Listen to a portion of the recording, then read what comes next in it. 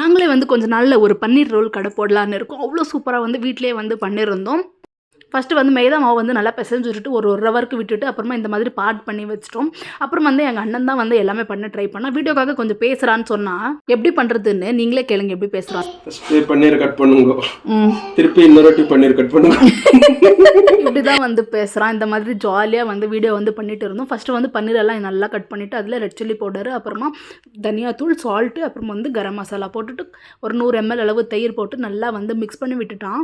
நல்லா மிக்ஸ் பண்ணிவிட்டு அது வந்து ஒரு 10 to 15 மினிட்ஸ் நல்லா மேரினேட் ஆக அப்படியே விட்டுட்டு ஆனியனும் கேப்சிகமும் வந்து கட் பண்ண ஸ்டார்ட் பண்ணிட்டோம். அதுலேயும் அதில் வரணும் கேப்சிகம் உள்ள ஒரு குட்டி கேப்சிகம், அந்த ஒரு பெரிய கேப்சிகம் உள்ள ஒரு குட்டி கேப்சிகம் வச்சுன்னு அது காமிச்சுன்னு இருந்தால் இதை பாரு குட்டி கேப்சிகம் எவ்வளோ க்யூட்டாக இருக்குது அப்படின்ட்டு அப்புறம் வந்து பண்ண வந்து ஸ்டார்ட் பண்ணிவிட்டோம். ஒரு 4 டேபிள் ஸ்பூன் எண்ணெய் விட்டுட்டு அதிலே கட் பண்ணி வச்சு ஆனியன் கேப்சிகம் எல்லாமே போட்டுட்டு நல்லா வந்து ஃப்ரை பண்ணிடணும்.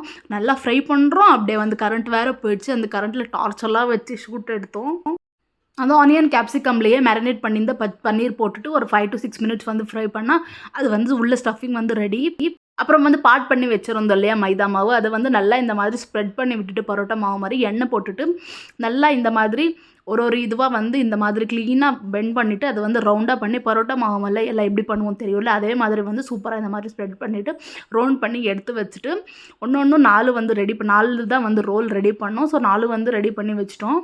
நான் வந்து தேய்ச்சி ரோல் மட்டும் பண்ணி கொடுத்துட்டேன். மிச்சம் எல்லாம் தேய்ச்சி எங்கள் அண்ணன் தான் மிச்சம் எல்லாமே ரெடி பண்ணால். நடுவில் பன்னீர் ஸ்டஃபிங் எல்லாம் போட்டு சூப்பராக ரோல் வந்து ரெடி பண்ணி சாப்பிட்டோம்.